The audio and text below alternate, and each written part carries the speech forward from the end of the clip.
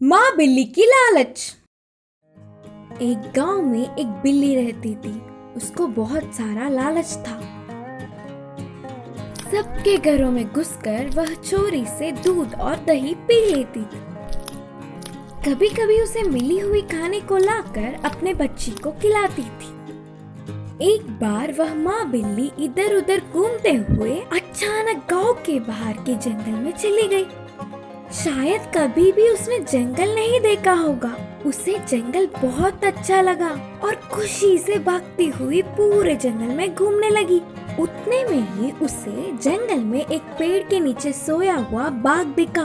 उसे देख बिल्ली सोचने लगी कि ये तो बिल्कुल मेरे जैसे ही है, लेकिन थोड़ी मोटी और लंबी है। फिर भी इस जंगल में रहकर ये पौष्टिक खाना खाने से शायद मैं भी ऐसे ही रहती।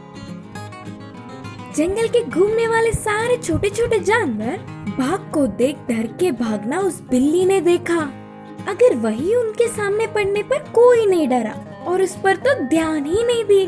उनमें से कुछ जानवरों से बाघ राजा के बारे में जानी। तब फिर से वह बिल्ली ने सोचा, मेरे जैसे ही दिखने वाले इस बाघ को जंगल में कितना आदर और सम्मान मिल रहा है। कम से कम अपनी बच्ची को तो ये सब मिलनी चाहिए ना। वह जल्दी जल्दी अपने घर आकर उसकी छोटी सी बच्ची को लेकर बिना किसी को दिखे धीरे से बाघ के बच्चों के पास छोड़ आई। बिल्ली की बच्ची को ना पहचान कर अपनी बच्ची ही सोचकर ध्यान से बाघ ख्याल रखती थी और वह बिल्ली की बच्ची भी बाकी के बाघ के बच्चों के साथ खेलते हुए खुशी से रहती थी। माँ बिल्ली ने रोज रोज जंगल आकर दूर से ही देखते हुए कहा, मेरी बच्ची बाघ के बच्चों के साथ पलकर बड़ी हो रही है और वो भी बड़े होकर बाघ जैसा ही बनेगी। मेरे जैसे डर के जीने की उसे कोई जरूरत नहीं। उसके चिल्लाने पर सारे डर के भाग जाएंगे। सोचकर खुश हुई। एक दिन सारे बाघ के बच्चे मजे से शिकार के लिए गए और उनके साथ ही बिल्ली की बच्ची भी गई। माँ बिल्ली भी उधर आकर दूर से ही चुपचाप बैठकर बाघ के बच्चों के साथ खेलती हुई अपनी बच्ची को देख बहुत खुश हुई। इतने में ही अचानक उधर शेर के बच्चे भी आ गए। वे बाघ के बच्चों के साथ गपशप करने लगे। उन्हें देखते ही बिल्ली की बच्ची बहुत डर गई। इतने में शेर के बच्चों में से एक ने उसे पहचान कर कूद के उस पर पंजा मारा और उसके एक मार से ही बिल्ली की बच्ची की कमर टूटी। आखिर में वह किसी भी तरह बच के निकल गई।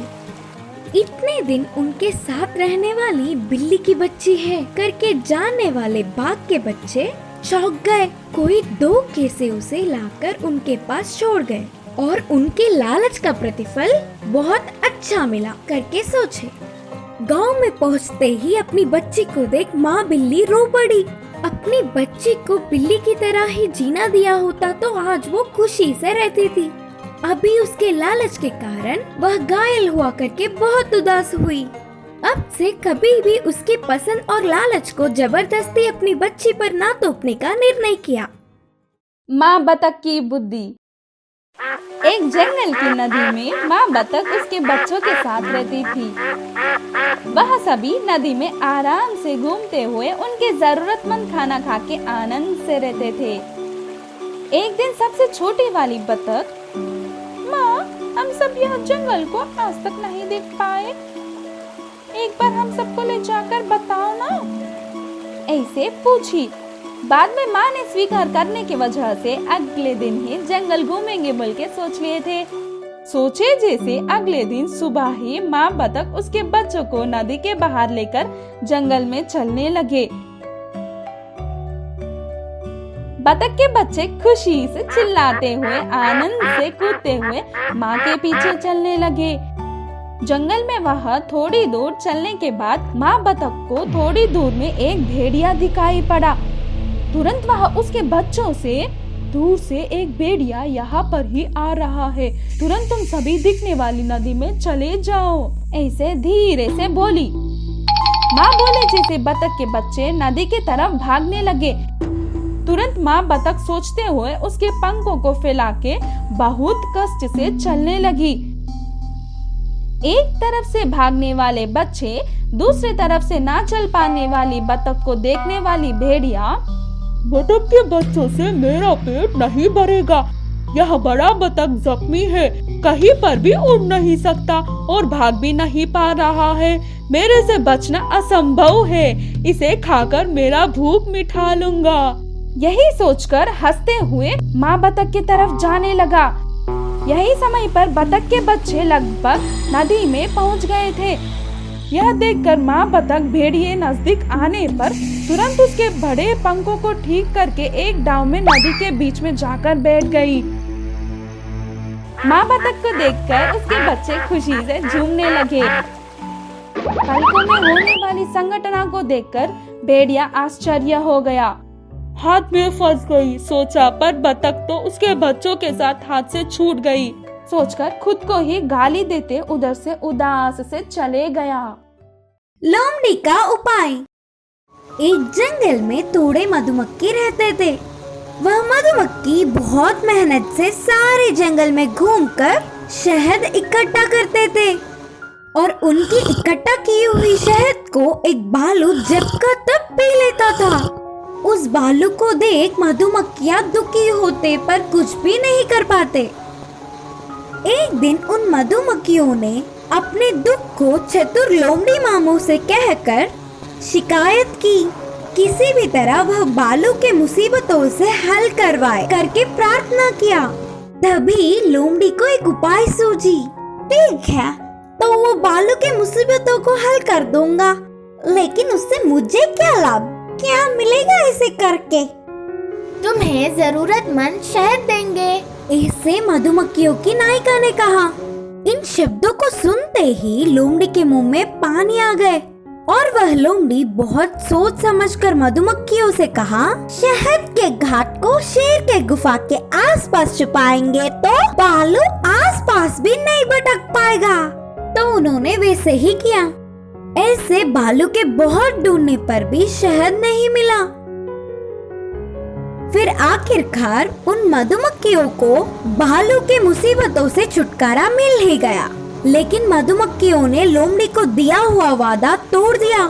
फिर भी आस न छोड़ने वाला लोमड़ी मधुमक्खियों से पूछा, तो वे मधुमक्खियां उसके किए हुए मदद को भूलकर उधर से चले जाने को कहा। इससे लोमड़ी गुस्से से सीधे सीधे भालू के पास जाकर शहद के घाट के बारे में बता दिया। महाराज की ना होने वाले समय देख के मैं तुम्हें बुलाऊंगा, तब तुम आकर धीरे से शहद पीकर चले जाना, बोलकर सलाह भी दिया। फिर से भालू आकर शहद पीना शुरू कर दिया। ऐसे मधुमक्खियों की पीड़ा फिर से पहले स्थिति पर ही पहुंच गई। इससे ना कुछ कर पाते हुए मधुमक्खियां लोमड़ी से मिलकर उन्हें क्षमा करके बचाने की प्रार्थना करते हुए गिड़गिड़ाए, इस बार तुम्हें पक्का शहद की दावत देंगे, हमारा विश्वास करो। चाल के अनुसार लोमड़ी भालू के पास जाकर कहा, भालू मामू, तुम्हारे बारे में महाराज सब कुछ जान गए। तुम्हारे गुफा की तरफ आने पर वह गुस्से से लाल हो गए। शेर के हाथ आ गए तो समझो तुम्हारा काम तो खत्म, बोलते हुए डराने लगी। उन बातों को सुनते ही भालू कांपने लगा और सोचा कि प्राण बचेंगे तो शहद कभी भी पी सकते हैं, और तुरंत उधर से भाग गई। ऐसे भालू की मुसीबत टलने पर सारे मधुमक्खियां बहुत खुश हुए और अपना वादा रखते हुए लोमड़ी को एक अच्छी सी दावत भी दिए। बुद्धिहीन हिरन। एक समुद्र के घाट पर एक लोमड़ी कई दिनों से रह रही थी। वह सभी जगह घूमने पर भी उसे अच्छा खाना ना मिलकर बहुत दिन हो गए थे। एक दिन वह लोमड़ी अच्छा मांस के लिए एक पास के जंगल में गई थी। उस जंगल में वह बहुत घूमी थी। आखिरकार में लोमड़ी को एक हिरन मिला। उसे अपने होशियारी से भोजन बनाने के लिए सोचने लगी। इतने में ही वह हिरन लोमड़ी के पास आकर कहने लगी, दोस्त, मैं आपको कभी भी इस जंगल में नहीं देखी थी और तुम कहाँ रहते हो? ऐसे बेगुनाही से पूछी। इधर मेरे वाले कोई भी नहीं है, इसलिए मैं पास के समुद्र के घाट में रहता हूँ। ऐसे लोमड़ी ने जवाब दिया, क्या समुद्री घाट? मैंने तो इसे कभी नहीं सुना। बोलकर हिरन हैरानी से देख रही थी। मेरे सामने पूरा पानी ही पानी है। इतना पानी है कि समुद्र के उस पार भी नहीं दिखता। अगर तुम मेरे साथ आते हो तो समुद्र बताऊंगा। ऐसे लोमड़ी बोली। समुद्र कैसा दिखता होगा, यह सोचकर हिरन लोमड़ी के साथ चलने लगी। वह दोनों जंगल में चलने के बाद थोड़ी देर में समुद्र के पास पहुंच गए थे। समुद्र को पहली बार देखकर हिरन खुशी से उछलने लगी। उसी वक्त समुद्र की लहर उछलते हुए समुद्र के किनारे आने लगी।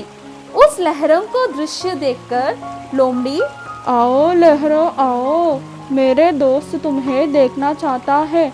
उसे देखकर तुम वापस चले जाना। ऐसे लोमड़ी बोली। लहरें आकर चली गई।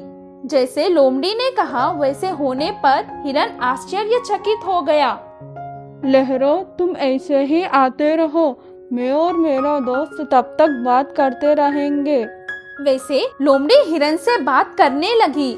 लहरें आने लगी और जाने लगी।